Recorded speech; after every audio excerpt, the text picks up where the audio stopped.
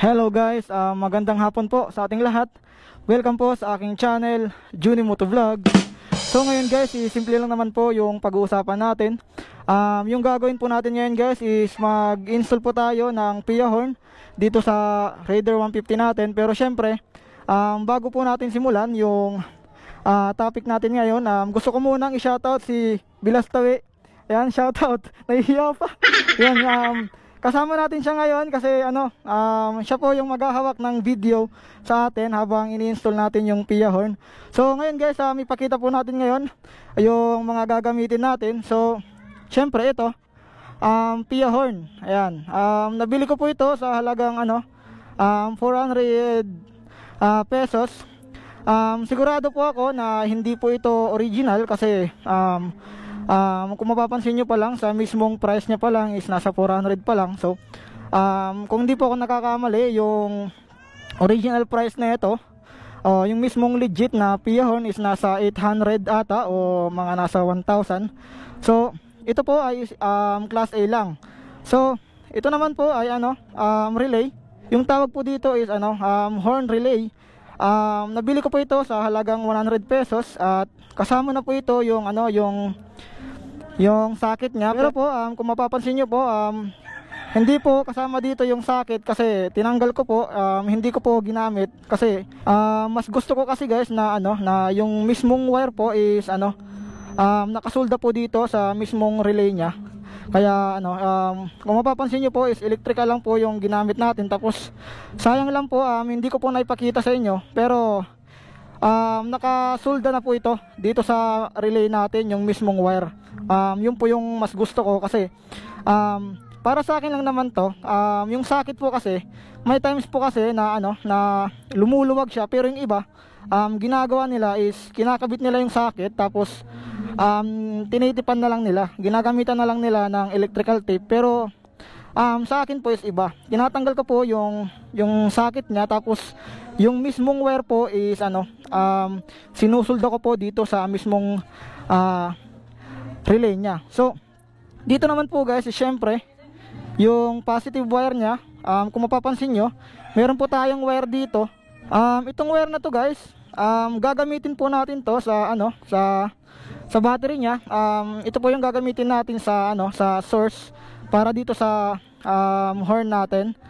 Ito po, kung mapapansin nyo po is makapal po siya kasi syempre ito po yung source nya. Okay, at ginawa ko pong colorings talaga para at least hindi tayo malito. Pero kulay brown po siya, pero para sa akin ito na lang po yung gagamitin natin para sa positive kasi wala po akong mahanap na na red wire.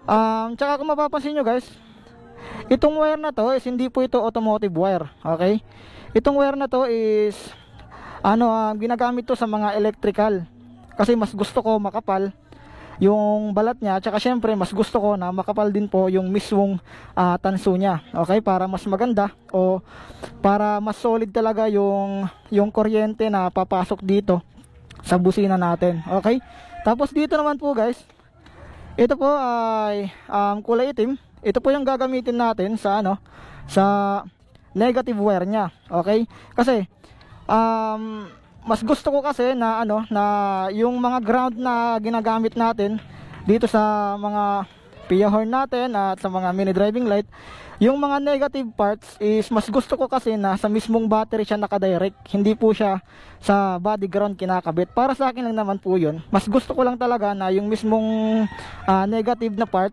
is mas gusto ko na sa battery talaga siya nakatap. Tapos siya nga pala guys, tungkol dito sa sa diagram na kung paano i-install yung PIA horn natin, hindi ko na po siya gagawa ng diagram kasi hindi naman po siya ganun kahirap. Okay, hindi po siya ganun kahirap, hindi po siya kagaya ng pag-install ng mini driving light is meron po siyang ginagawan po talaga siya ng diagram kasi medyo mahirap po siya. Okay, pero dito sa PIA horn natin, sa pag-install ng horn is hindi po siya ganun kahirap. Kaya ituturo ko na lang po sa inyo. So bali guys, dito sa number 87, kung mapapansin nyo po, meron po siyang dalawang wire. Kinakabit po ito sa dalawang horn dito sa sa horn natin, yung mismong positive. Ayan. Itong wire na to. Yan, sa positive po ito. Sa dalawang positive, magkabilaan po yan yung dalawang horn, yung tig-isang positive doon is dito po ito ikakabit sa number 87. Yung itong pula, terminal number 30, ito po yung magdedirekta sa battery. Kumbaga, ito po yung source niya. Tapos dito naman po, ito po yung ito po yung ikakabit natin sa mismong stock na busina ni Raider 150. Okay? Ayun po yung diagram niya. Okay? Ulitin po natin, itong kulay pula, ito po yung nakadirekta sa battery. Tsaka ito po yung dalawang dilaw, yung terminal number 85 tsaka terminal number 86, ito po yung ikakabit natin sa stock na busina ni Raider 150. Yung stock switch. Tapos ito po, itong dalawang kulay blue, yung output na terminal number 87, dito po natin ikakabit yung dalawang positive ni horn. Okay? Tapos dito po, sa negative niya, dito po natin ikakabit yung itong wire. Dito po natin ito ikakabit at didirekta po siya sa battery. Yung ibang ginagawa nila guys is kinakabit nila sa mismong body ground. Okay? Pero para sa akin niya is mas maganda ko na yung negative natin is hindi po siya sa body ground ikakabit. Mas better po sa akin na nakadirekta po tayo sa battery, sa negative ng battery. Okay? Para mas maganda. Okay? So yun guys, yun lang naman po yung na-share ko sa inyo tungkol dito sa sa PIA horn na to, kung paano i-install. So ngayon sisimulan na po natin mag-install para maituro ko na din sa inyo kung paano po yung step by step. Okay? Let's start guys.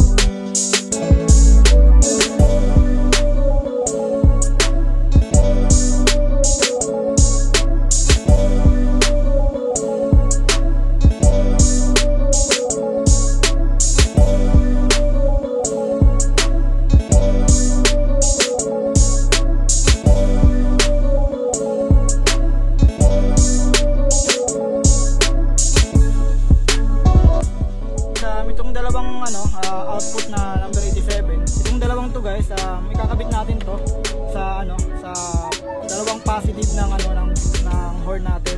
Bali magkabilaan.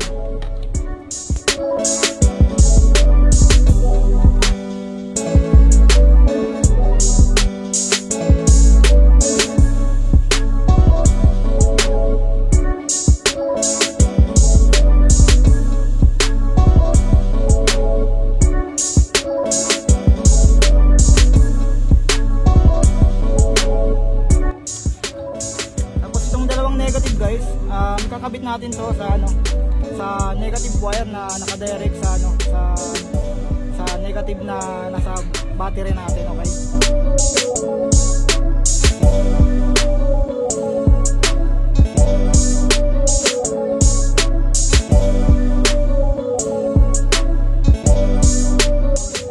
Tapos ito naman guys, yung nasa number 30, nasa terminal number 30 dito sa relay natin. Ikakabit natin to dito sa may sa may negative wire na nakadirect sa mismong battery natin.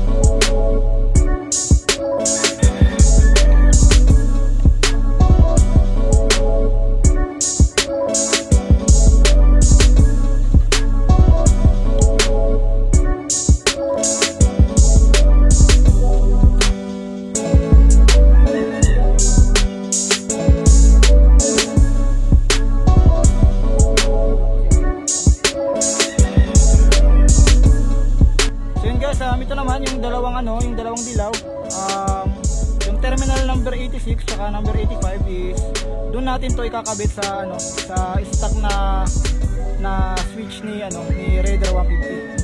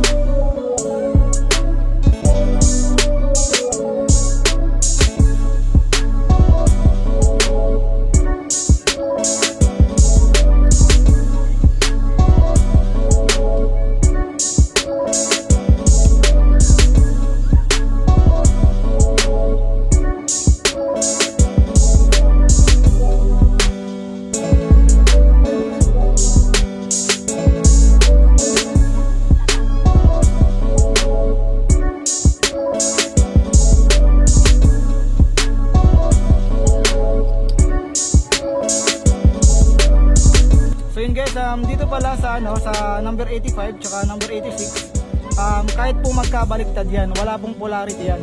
Okay lang po na magkabaliktad sila. Gagana pa rin yun, wala po silang polarity, okay lang po na magkabaliktad yan.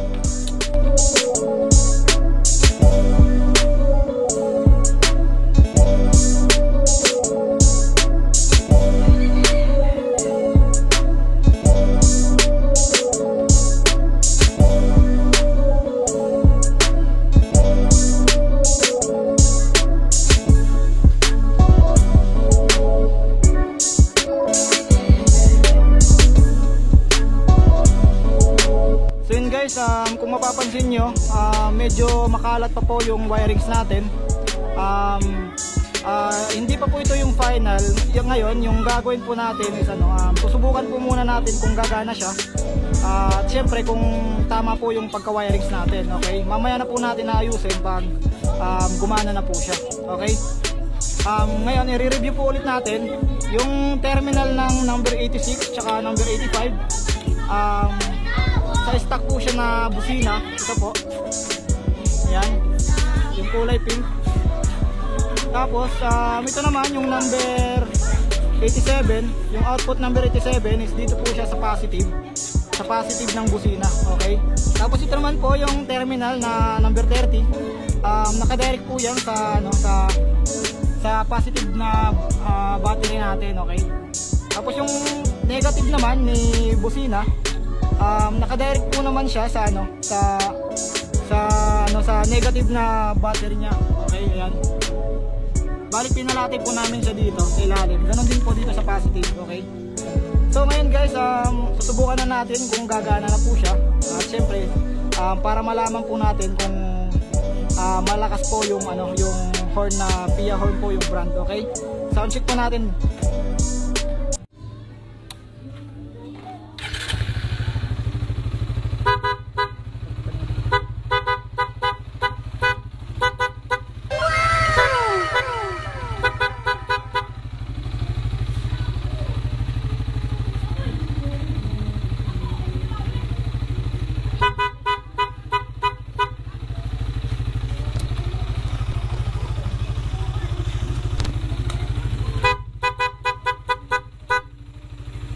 So yun guys, okay po siya guys, malakas po.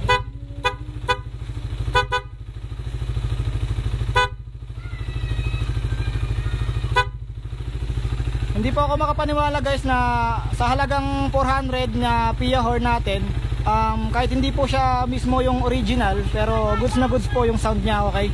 Malakas po.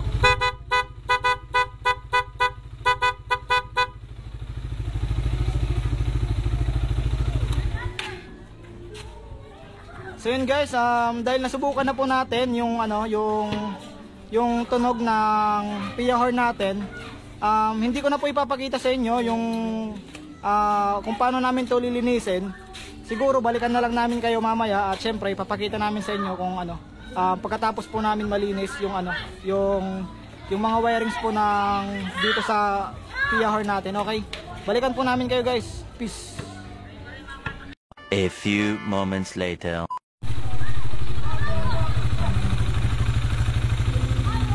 So yun guys, tapos na rin yung ano, pagka-wirings namin. Siguro mga 30 minutes yung ano, yung pagkalapat namin ng mga wire.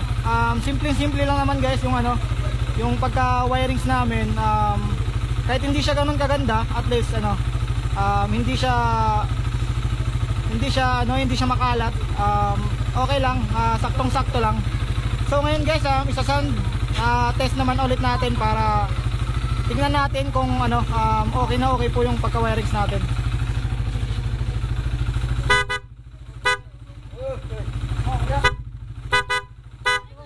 Ayos.